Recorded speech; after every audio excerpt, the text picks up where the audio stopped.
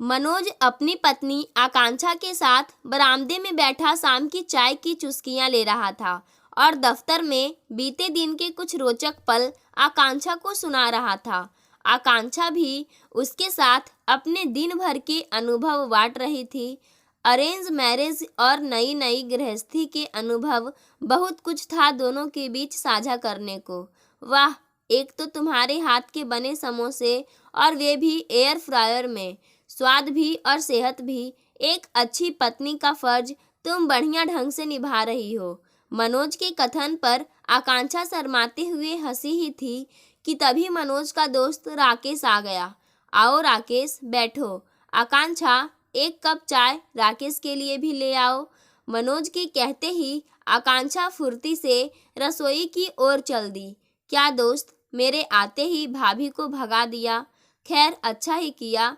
आज मैं तुझे एक समाचार देने आया हूँ। तेरी कल्पना अपनी माँ के घर वापस आ गई है। मुझे आज बाजार में मिली थी। मैंने जैसे ही तेरे बारे में खबर दी तो वह तेरा फ़ोन नंबर मांगने लगी। कहने लगी उसका फ़ोन चोरी हो गया था, इसलिए तेरा नंबर खो गया। आगे राकेश ने क्या कहा वह मनोज को सुनाई नहीं दिया।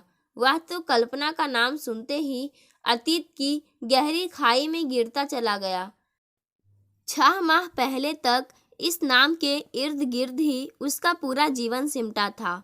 उसकी कल्पना, उसकी जान, उसका प्यार। गौरव की पार्टी में कल्पना अलग ही चमक रही थी।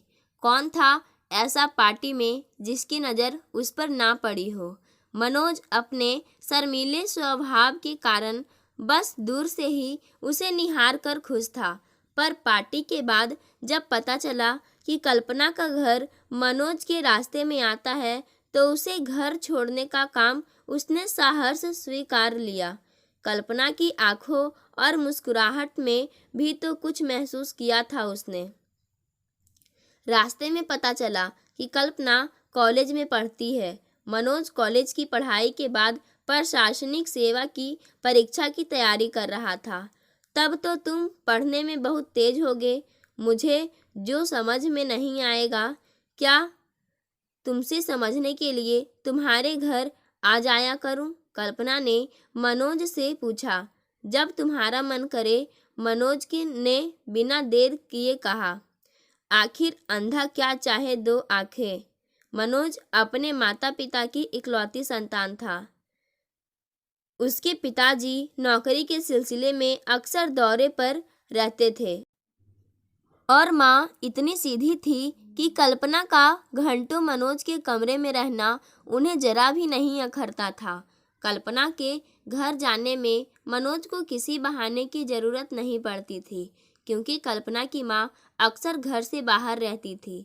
कल्पना के पिता से उनका तलाक जो हो चुका था, धीरे धीरे मनोज और कल्पना के संबंधों में परघाड़ता आने लगी। कुछ दोष उम्र का भी था। कच्ची उम्र, सतरंगी सपने। बिना कुछ कहे भी दोनों एक दूसरे को अपने दिल का हाल सुनाने में सक्षम थे। दोनों को एक दूसरे का साथ बहुत भाता। जब साथ ना होते तब व्हाट्सएप पर हर पल की खबर रहती।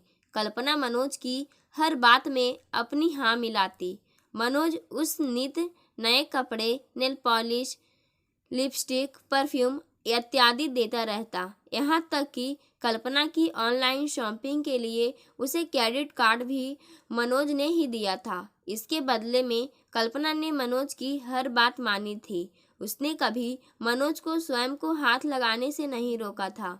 शायद मनोज का शर्मीला स्वभाव उसे आगे बढ़ने की स्वीकृति नहीं देता था। उस अनुभव के बाद मनोज का मन कल्पना के बिना कहीं लगता ही नहीं था।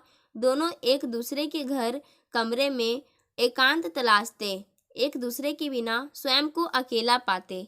कल्पना, मैं तुम्हारे बिना नहीं जी सकता। तुम्हारे मेरी जिंदगी में आने से पहले मेरा जीवन कितना सूना था, तुमने उसमें रंग और रोशनी भर दी। मनोज कल्पना के प्रेम की लहर में बह जाता। जीना हराम कर रखा है मेरी इन आँखों ने। खुली हो तो तलाश तेरी और बंद हो तो ख्वाब तेरे। इस प्रेम का असर मनोज की निजी जिंदगी में तो हो ही रहा था।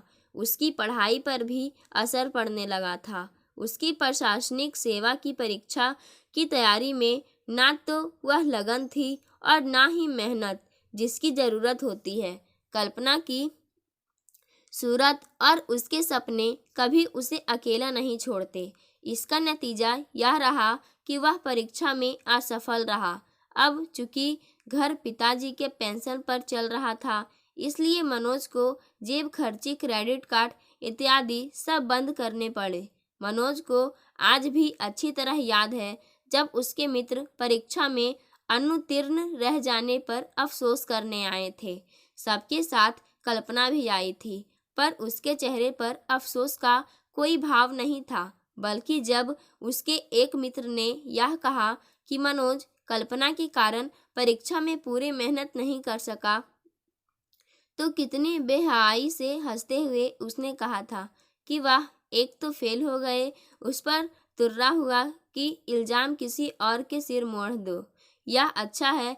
यानी उसके स्वर में हमदर्दी की जगह व्यंग था। मनोज को कल्पना की यह बात बुरी अवश्य लगी थी, पर वह इसे कल्पना का अल्हड़पन समझकर टाल गया था। अभी तक उसने कल्पना से अपने जीवन का हिस्सा बनने की बात भी कहाँ छेड़ी थी। जब वह उसके जीवन में शामिल हो जाएगी, तभी तो एक की स्थिति की जिम्मेदारी दूसरी की भी होगी। उसे विश्वास था कि कल्पना के साथ से वह जीवन में अवश्य सफल होगा। इसीलिए जल्द ही बिना देर किए मनोज ने कल्पना के सक्षम शादी का प्रस्ताव रख दिया। कल्पना स्तब्ध सी उसे देखती रह गई।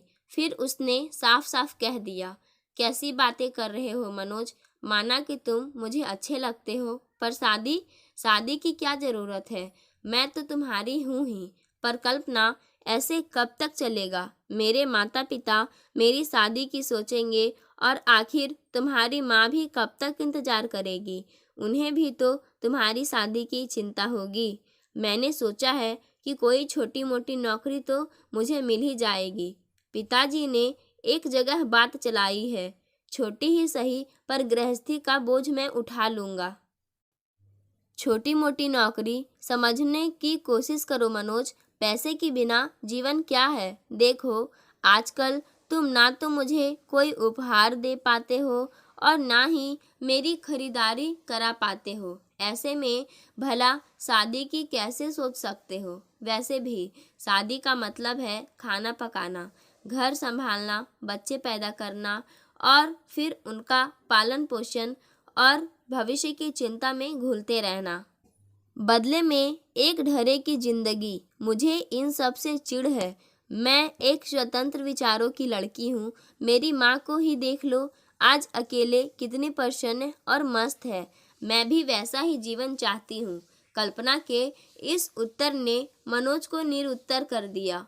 उस दिन के बाद से मनोज को ना जाने ऐसा क्यों लगने लगा जैसे कल्पना उससे कतराने लगी है, जैसे उसका व्यवहार ठंडा पड़ने लगा है, वह उससे किनारा करने लगी है। यह कई दिनों तक उससे ना मिलती, ना ही फ़ोन पर संपर्क करती।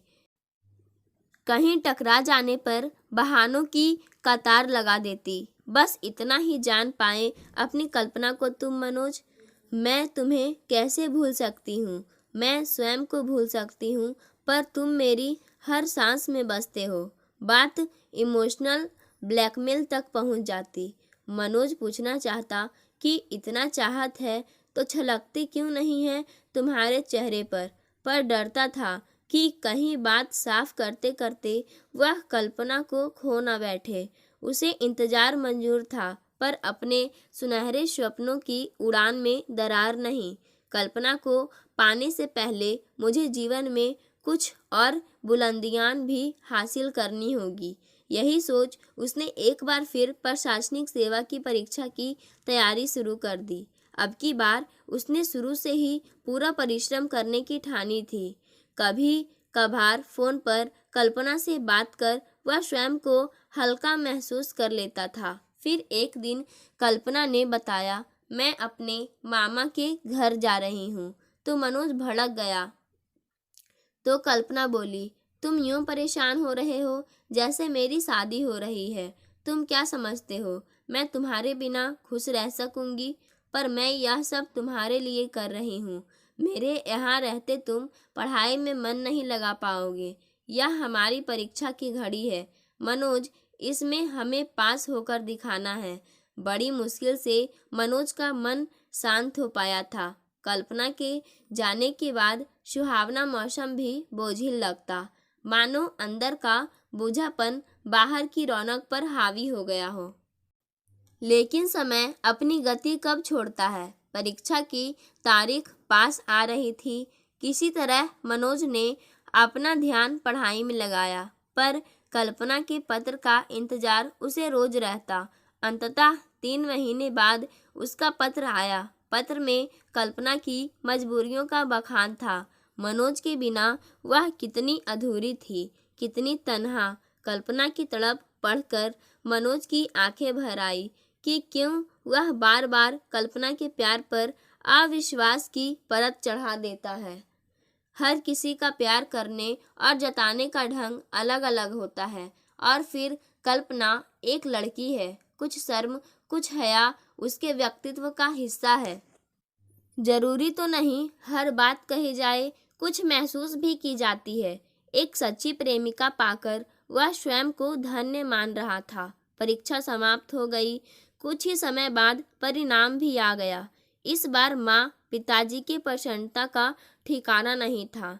घर पर दोस्तों के लिए एक छोटी सी दावत रखी थी। उस शाम मनोज को कल्पना की बहुत कमी खली थी।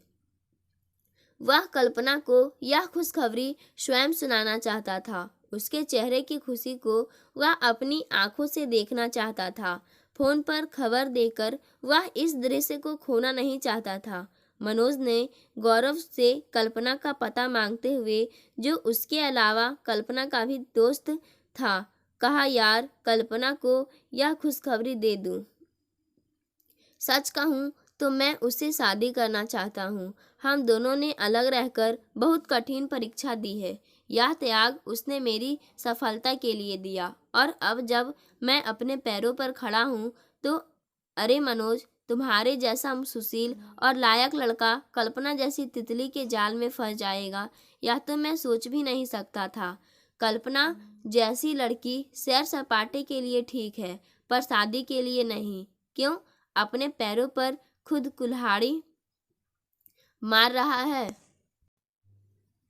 गौरव ने मनोज के मन की शांत झील में पहला पत्थर मारा था। उसने कल्पना के बारे में जो कुछ भी बताया, उसे सुनकर मनोज स्तब्ध रह गया। कल्पना के प्रियों की संख्या का भान है तुझे।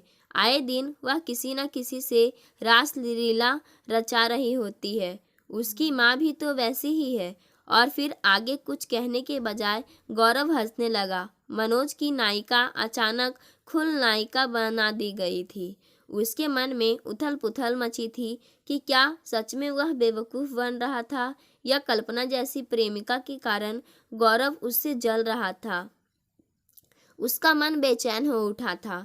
यह उसके जीवन का अहम निर्णय था, इसलिए उसने खुद छानबीन करने की ठानी। मनोज ने काफ़ी पूछताछ की। जितनी जानकारी मिलती गई, उसका मन उतना ही खिन्न होता गया। वह कितना पागल था कल्पना के प्यार में। कल्पना की रस घुली बातों में आने में उसे जरा भी देर ना लगती थी। ख्वाहिशों के काफिले भी बड़े अजीब होते हैं। वे गुजरते वहीं से हैं जहां रास्ते नहीं होते हैं। अब मनोज की सफलता का परिणाम सुनकर शायद कल्पना शादी के लिए फौरन हामी भर दी। विरह में बीते दिन रातों की व्यथा सुनाए, पर आंखों देखी मक्खी किससे निगली जाती है भला। इसलिए माँ के बार बार पूछने पर मनोज ने उनकी पसंद की लड़की से शादी के लिए हाँ कह दी। उस सप्ताहांत मनोज अपने माँ पिताजी के साथ लड़की देखने उनके घर पहुंचा। लड़की सुंदर थी, उन्हें भी मनोज पसंद आया। रिश्ता पक्का हो गया, किंतु मनोज अपनी जीवन संगिनी से अपने जीवन का अतीत अंधेरे में नहीं रखना चाहता था। अतः उसने आकांक्षा से अकेले में बात करने की इच्छा व्यक्त की। संकोचवश आकांक्षा कुछ असहज थी। मनोज ने ही शुरुआत की। जब हम दोनों अपना पूरा जीवन साथ गुजारने का निर्णय लेने जा रहे हैं तो हमें अपना अतीत भी साझा कर लेना चाहिए। मैं तुमसे कुछ कहना चाहता हूँ, पहले सुन लो, फिर जो तुम्हारा निर्णय होगा मुझे मान्य होगा। और फिर मनोज ने आकांक्षा को कल्पना के बारे में पूरी ईमानदारी से सब बता दिया। कुछ क्षण चुप रहने के बाद आकांक्षा बोली, चलिए खट्टा ही सही, पर आपको प्यार में अपना निर्णय लेने का मौका तो मिला। ताउम्र यह गिला तो नहीं रह जाएगा कि किसी से प्यार ही ना कर सके। मेरा भी मन था कि मैं लव मैरिज करूं, पर हमारे यहाँ तो लड़कियों का आंख उठाना भी वर्जित है। तो तुम क्या इसलिए उदास लग रही हो? आकांक्षा चुप रही, लेकिन उसकी आंखों ने हामी भर दी थी। अच्छा किया तुमने अपने दिल की बात मुझसे कही। हमारे बीच कोई संकोच नहीं होना चाहिए। दरअसल मैं भी चाहती थी कि जो खुशी प्यार में पड़े लोगों को महसूस होती है उसे मैं भी अनुभव कर पाती। प्यार में जिंदगी बदल देने वाले वे। बोलते ही आकांक्षा रुक गई, फिर जीभ काटते हुए कहने लगी, माफ़ कीजिए, मैं भी पागल हूँ, पता नहीं क्या क्या बोल रही हूँ। मगर उसकी बातें सीधे मनोज के दिल तक पहुँची। कितनी साफ गोई से आकांक्षा ने अपनी ख्वाहिश उस पर जाहिर कर दी थी। ठीक ही तो है, मनोज ने अपनी मर्जी करके देख ली और अब माता पिता की इच्छा से शादी कर रहा था। किंतु आकांक्षा को अपनी मर्जी का अवसर कहाँ मिला। मनोज ने उसी दिन से आकांक्षा के जीवन में प्यार का रंग और प्यार के खुमार की रोशनी भरने की जिम्मेदारी उठा ली। उसने हर प्रयास करके आकांक्षा को प्यार में मिलने वाली हर खुशी दी। यहाँ तक कि शादी होने तक आकांक्षा को लगने लगा कि जैसे उसकी लव मैरिज हो रही हो। सच कहते हैं कि शादियाँ ऊपर तय होती है, यहाँ जमीन पर तो हम सिर्फ उनका मेल कराते हैं। मनोज और आकांक्षा असल मानों में हमसफर बने। आज राकेश फिर उसी भूकंप की खबर लाया था जिससे कभी मनोज का संसार डोल जाया करता था, पर आज वह शांत था। उसका संसार प्रसन्नता के झूले में झूल रहा था और इसकी डोर थी आकांक्षा के हाथों में। दोनों प्यार में जिंदगी बदल देने वाले रंग और रोशनी अनुभव कर रहे थे। पाठकों, आज की कहानी यहीं समाप्त होती है। धन्यवाद।